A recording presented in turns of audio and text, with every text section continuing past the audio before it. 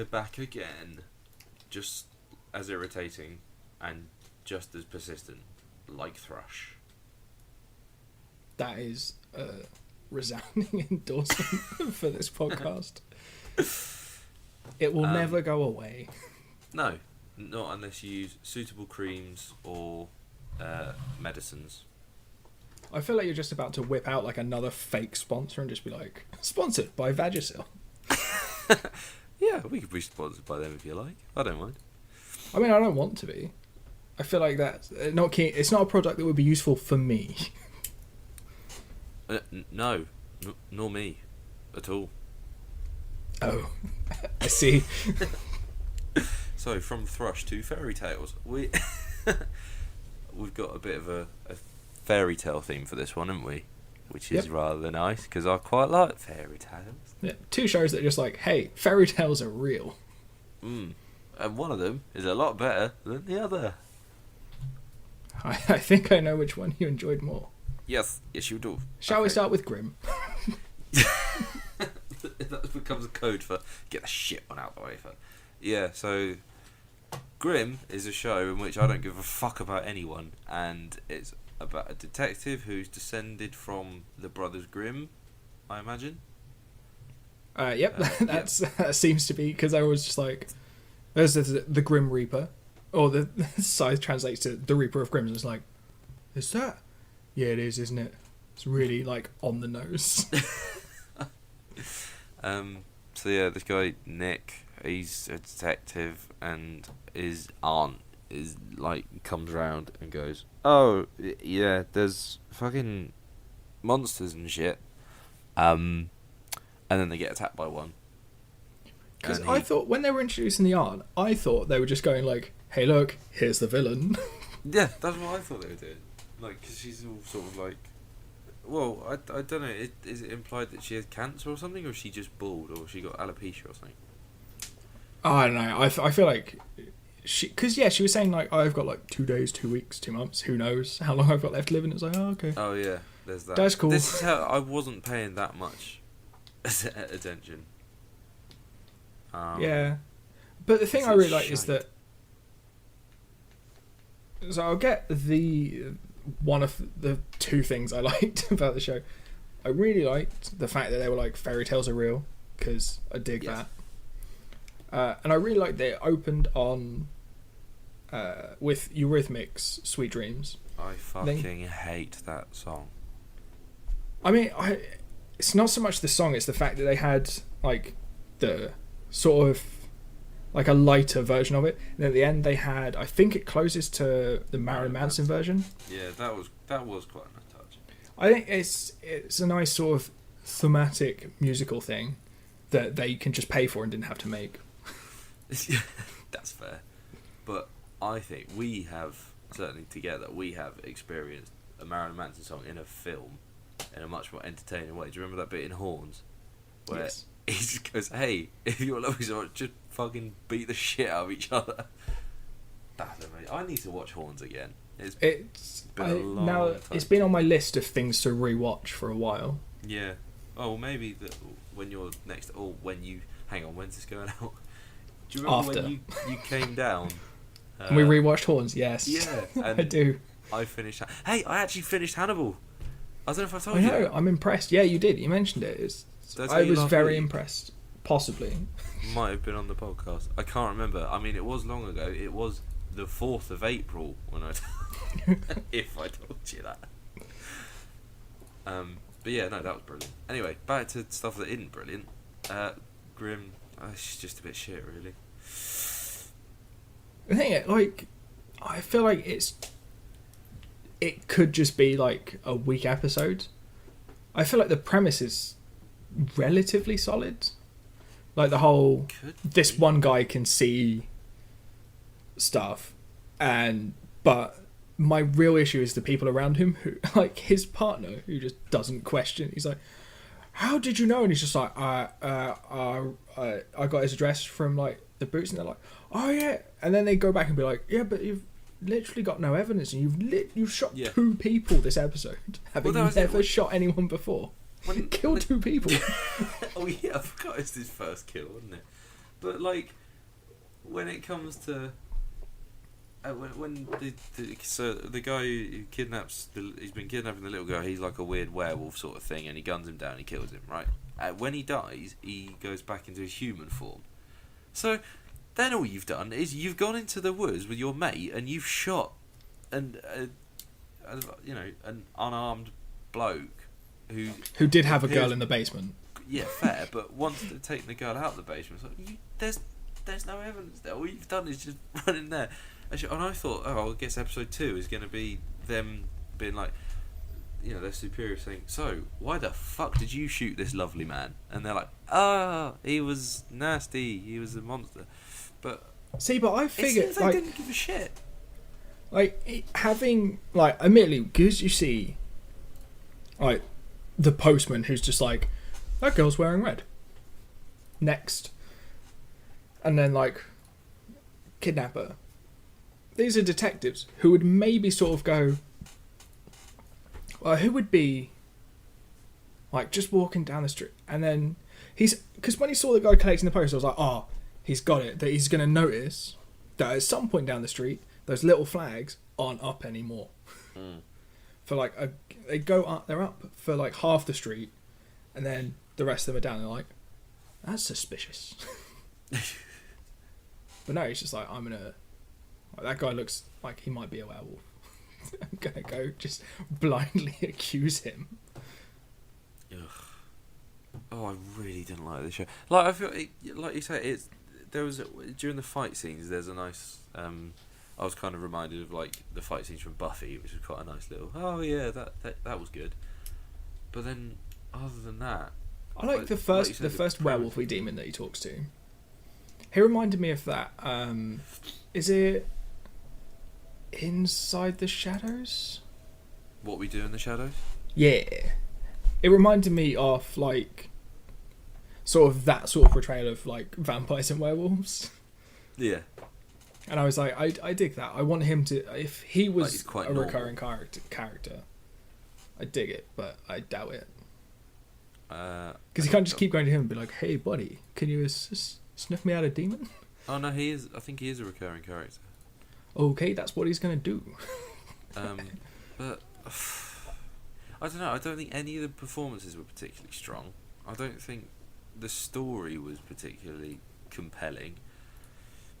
Sometimes I feel like it would be had they not resolved that case in the first episode. That's what I thought. He was going to be like the big bad throughout the whole thing. Well, yeah, because wrap it up and. Yeah, because I've watched like all of Once Upon a Time. For like shows like this, very high standards. Yeah. Because like as soon as it's like that could be a wolf, and it's like she was wearing a red jumper. Okay, cool, big bad wolf. Done. But then because this is trying to put like a whole darker spin on fairy tales, because the Grimm fairy tales are fairly dark anyway. Yeah. And then bring it into one day, and you'd be like, we instantly just like serial killer. Just run it for like 3 or 4 episodes. Yeah. Because he's got these new powers he has to like get to grips with. Then they have to solve a case. They can't just go, hey, are you this werewolf's pal? Could you just sniff him out for me? Yep, job done. I'll call my mate and we'll just fucking gun him down. So I feel like it's maybe one of those things where maybe it just needed a longer arc. Because it made me sort of go, well, that's that. And yeah. I'm not keen to watch anymore. There was nothing really that set up a larger world or anything, was there? Not really, not until right at the end. And even then it was like, oh, okay, well, there's some dude in a suit who's like, we need to keep an eye on this. It's like, it's that demon you saw earlier. Because he just goes, you! And then he gets injected with weird death serum. Poison, I believe they call it. I think one of my problems with this was, as I was watching it, I was thinking, give it to the end of this year, when we come to do our top 5, I'm not even going to remember that we watched this one. That's true. I don't think it's not strong, really, is it? You think about the stuff we have watched already in, the first 7 episodes. of this series, yeah, there's been some absolute duffers, but there's been some banging stuff. Like there was a couple of shows a few weeks on the trot. I was like, if this isn't in my top 5, it will be a really good year. Yeah, there's both been some fully strong shows, and this isn't one of them, which is a shame because like it's a really I do like the idea of like a dark sort of modern day fairy tales are kind of real sort of thing, but it's not this. No, not at all. And like and there's a lot of like easy sort of I've forgotten the word. It's like stereotypes, but the sort of archetypes, the thumbnail sketches of characters. Yeah, like it's a lot of very sort of Generic. Yeah, like it's all sort of like, oh, you've got these powers, you have to like be alone. It's like, oh, okay. Yeah, like I was about to make that point. There's not a single character that I care about. Like I don't care about Nick. I don't particularly like him. They didn't give me any reason to want him to be all right in the end of it. And I think, particularly when you're dealing with, elements of horror and monsters, and if your characters are in some sort of shit, you need to sort of like them to want them to get out of it. Like you don't also feel necessarily like have to like all characters, but they gave the power reveal too early. Because he sees two like demon, like human faces morph to demon faces and back. Yeah. And then he goes home and someone tells him about it. It's like, by the way, that's the thing you can do. I would have rather he was sort of left to like kind of piece it together. So like say his aunt had died before the show started. Then he starts seeing all these demons and he's like, what's going on? And then he finds that weird mythical trailer. Yeah. And then has to piece it all together from there. That would, for me, have a better chance of character development, I guess. Yeah. So then, yeah, if he found that trailer at the end of the pilot and solved this case properly, but then had like a flash of like the demon and then guns him down, and then people are like, what are you doing? I basically just want him to be in conflict with everyone.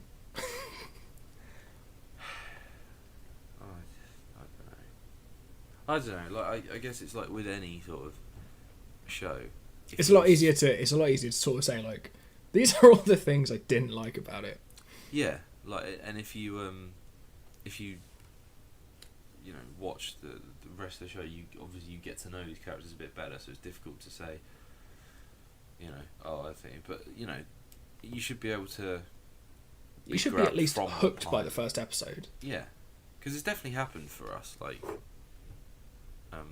we've definitely watched pilots that led us to watching the rest of the show. Like, yeah, no, I've fully like before like for the podcast gone. I'll watch the pilot and then watch like 3 or 4 episodes, and then be like, okay, I think I like this. So here's the thing: I thought I'd watched this already, and I was like, I'm sure I've watched a bit, but I realised that when I clicked on the pilot, I had watched some of it. I'd gotten 10 minutes in and given up. That sounds fair. Did you find it weird that the girl at the beginning who gets killed while she's running is called Sylvie Oster, and one of the producers of the show has got the surname Oster, and it's not like that's quite a common name. I think that's a bit of an unusual one. So why the fuck has he named a character after himself and then that character gets killed off? Not sure. I mean, I did like the fact that in the opening like credits it had a quote from, I guess, the fairy, because they were doing basically Little Red Riding Hood. Yeah. So I quite like it had a quote from that. That was a pretty cool touch. But I think the Red Riding Hood story's been adapted in more interesting ways, like Company of Wolves. Once upon a time. As a sure. really cool adaptation of it. Well, should we shift over then? I had one more thing to say about this.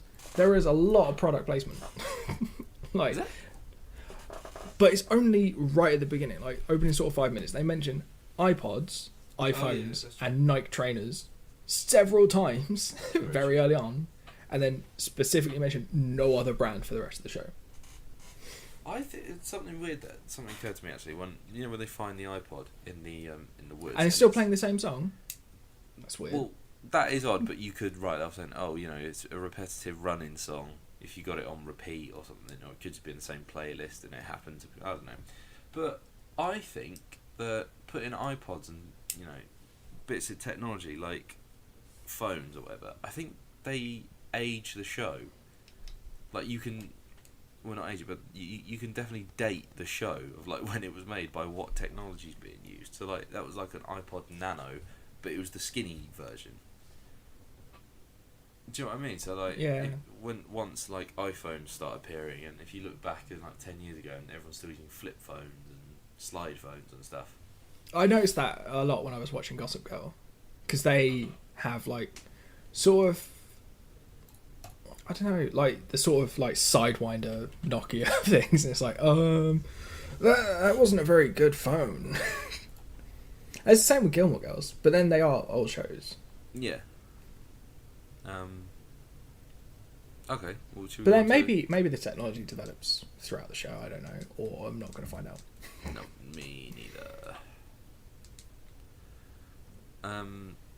Yeah. Once Upon a Time. There was a TV show that I really dug. It was called Once Upon a Time. That's terrible. So yeah, not unlike Grimm. Turns out fairy tales are real things that actually happened. But a different dimension. Well, you explain this because you've seen, I think, all of it. So yeah. You go ahead. You do a better job than I can do of this. Wow. Opens in the Enchanted Forest with Prince Charming riding to the rescue of Snow White, who's eating the whole poisonous apple thing. We all know this story. Mm-hmm. So then it cuts halfway through a sentence where she's like, "Do you promise?" And then it's just like, "Wedding day, I do." And it's like, oh, I like that. See, we did that. It's a good cut. I mean, that is a jump cut if ever I've seen one. I feel like you've skipped a whole relationship here. But then the evil queen, who I actually adore. Like, of all the characters on my show, she's my favourite. Of course. Why do you always like the fucking horrible people? Because I've seen the whole show. Fair. You don't know that she's always the evil queen. This is true.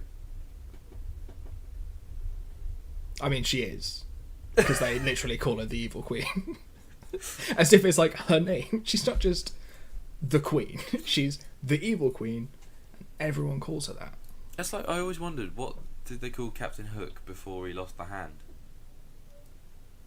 Oh crap, they actually, that is a question in the show. Really? Yeah, when they Oh meet my Captain God. Hook, they just go, "What was your name before you lost the hand?" Oh, they knew me by the name of Captain Two Hands. Yeah. It's like that Bane quote, like, "No one cared who I was before I put on the mask." Yeah, and then it cuts to, I think, just straight to like modern day Boston, where little Henry is on a bus and then gets into a taxi and just like, "I have a credit card, take me to a place." America, very sort of, we don't ask questions here. Yep. Particularly of children, because why would you? But then you get to meet the bail bondsman Emma Swan. Mm-hmm. And I like her. I'd forgotten how much I enjoyed her first like scene where she's just like on a date, air quoting the date, to catch this guy, and then it's just the way that she casually just strolls across the road. She's like, "I know he's running, but he's not getting away." And then, because it's her birthday, she has her sad little cupcake. Puts a sad little candle in it. Makes a wish, which she later reveals to be, I made a wish that I wasn't alone, and then knock at the door. But my favourite bit about that bit is the glance at the the glance at the cake and just like, the fuck did I just do? But what do you feel about like that sort of opening bit? Because it does really set up the story and give you completely an introduction to a good amount of characters. It was so simply put. I was like, right, here's your Snow White. This is, you know, this bit, right? And then suddenly it's like, oh yeah, but now we're in modern day. So you're like, oh, okay, well I guess that it's, you know, going to be the story of the worlds colliding, and it's, you know, and then the kids read in the book, and it's like, have you seen Princess Bride? Yes. Well, that's like the entire film.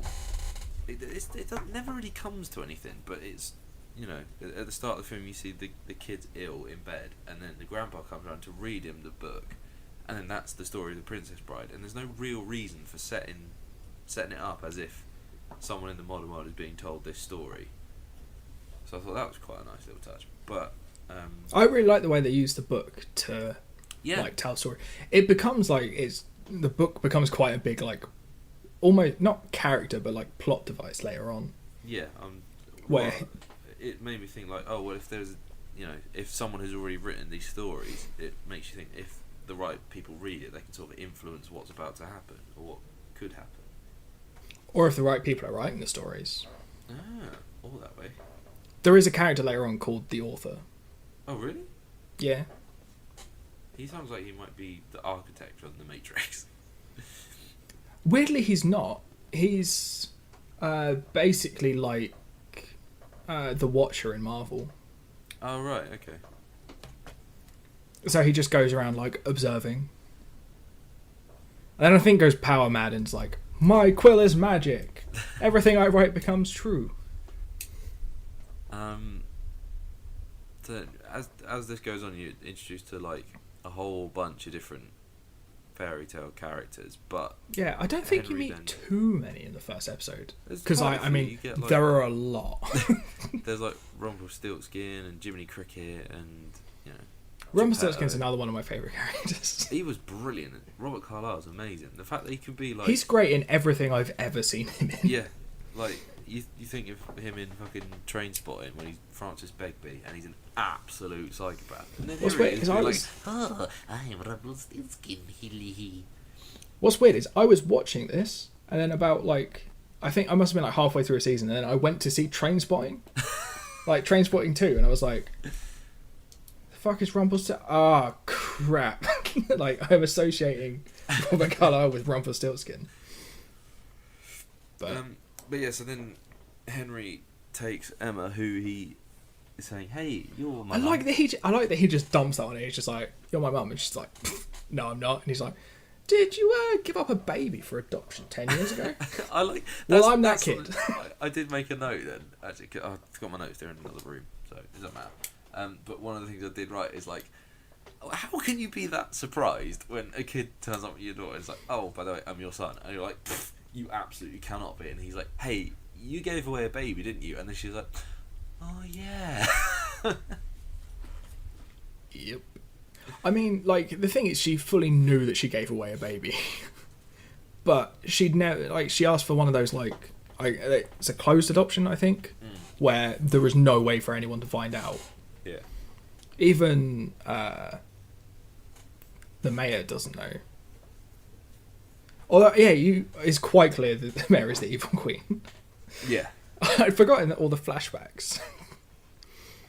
I do like that though. I do like that it's got like different characters. Like with the fact that Henry explains like, oh yeah, these people, they're in the book. They just don't remember that they were part of this book. And I was like, that is quite a nice angle. I like that. The thing I remember ages ago. Having said I don't like Amnesia. Well, yeah, one of those things. Slightly different. Because I remember, yeah, when we were talking about it, and I always said there are some cases where I think it's fine, and it can really work. Always been referring to this. Yeah, definitely. Like, it's different if someone wakes up with no memory of who they are or how they got there or anything, but the fact that they know themselves to have lived this particular life, like the one that they know I the real can't world. remember if it's revealed in the first episode that not everyone's forgotten. I think it might have been alluded to. I can't remember. It's alluded to that Rumpelstiltskin remembers when he meets Emma. He's like, Emma, that's a nice name. It's all about their names. Creepy as fuck. But yeah, no, I really like this. The one thing that I was a bit like, hang on a second, is I think... Is it Christian Grey walking down the stairs? No, that was an enjoyable treat. But it's the fact that I wasn't sure if it knew what tone it was going for. Because obviously you've got fairy tales and, like, you know, those tend to be aimed at children when there's no real need for them to be, I suppose. But the fact I think it's going for like a middle ground of like... This is it. Because it's like, it's a little bit like, oh, how romantic, we've got all the, you know, the fairy tale stories and, you know, all that sort of stuff. But then halfway through it, she says something like, "Oh, you silly bitch," or "You silly bastard," or something like that. And I was like, who are you aiming this at? Because it is quite twee, and the stuff with like Henry going to see his mum and everything's sort of quite a clean and safe world. It doesn't feel like any sort of actual, you know, it's not going to be uncomfortable viewing at any point. But then she's like, I think it is. It's definitely, I think, sort of aimed at sort of probably around the same place that Gilmore Girls and Gossip Girl were aimed at. That's what I was thinking. So that's sort of like, like sort of late teens, I guess, like sort of mid to late teens, where you sort of go, and you can appreciate the sort of more grown-up jokes, but also still like fucking fairy tales. Yeah, actually, that's a really good point. Like, I'd even say maybe early teens to late teens as well. I think it could be a family show. I don't think there's anything in it that would make definitely. it, like, viewing it with a family, like, weird. Actually, I had no thought. If you had a family and you wanted a TV show, you could all sit down and you all get something out of it. And Game of Thrones. For fuck's sake. No, I mean, like, you know. I mean, the Lannisters are big on family. Game of Thrones is not not good family Absolutely viewing. not family show. No, but like, because you, like you say, if you got like younger kids or like people getting up to like, you know, Jessica like, Jones, teens and stuff.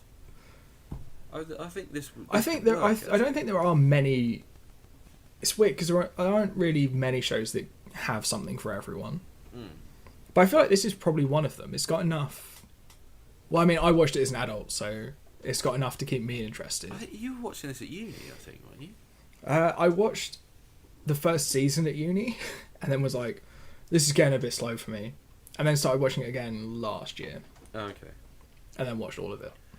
I'm now waiting for the second half of the last season. Oh, okay. So, well, I don't understand. I really don't understand what it is about. About shows that are aimed at teenagers that we really like.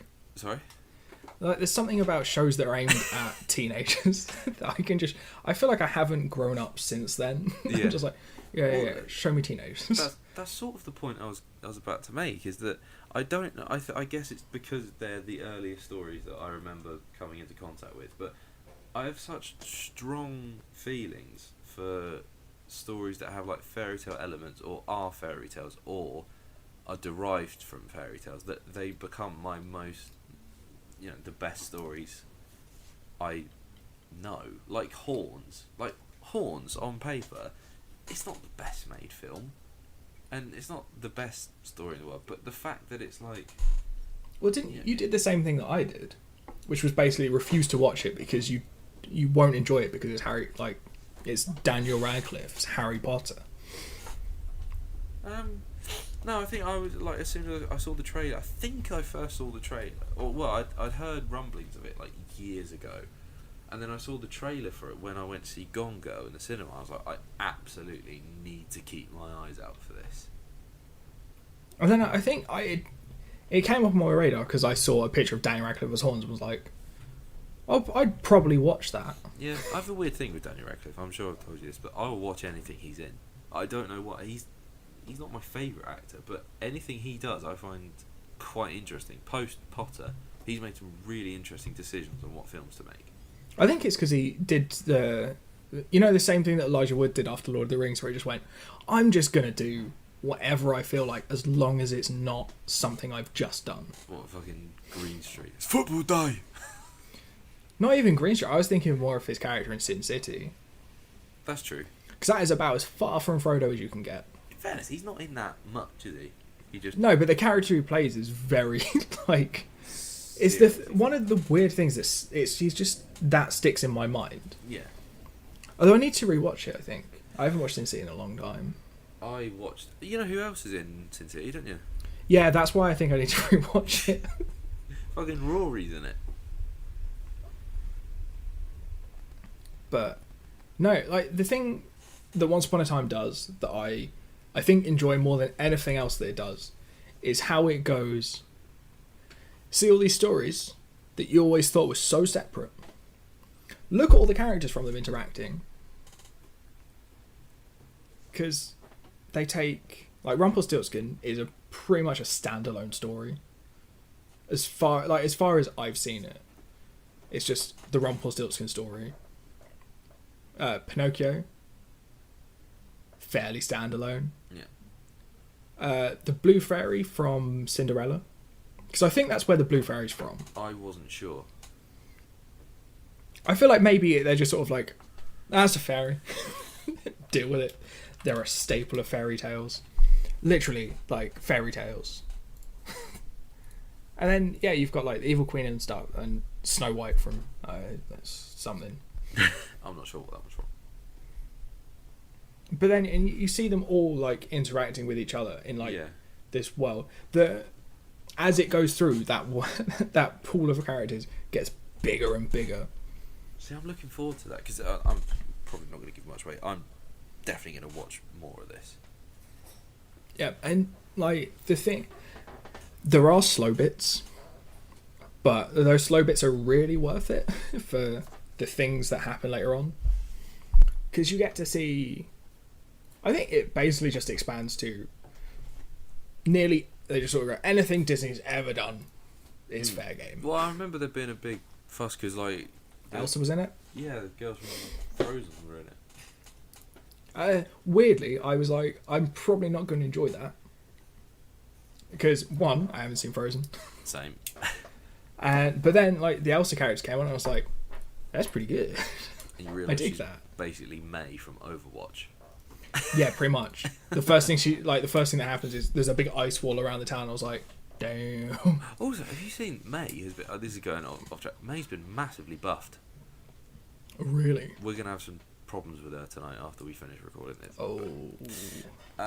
But yeah, no, I thought this was great and a lot better than Grimm, and I will definitely be watching this. You've already watched all of this. Will you be watching more of Grimm? No. No. However, I will be watching more of Once Upon a Time. Because it's ending on 7 seasons.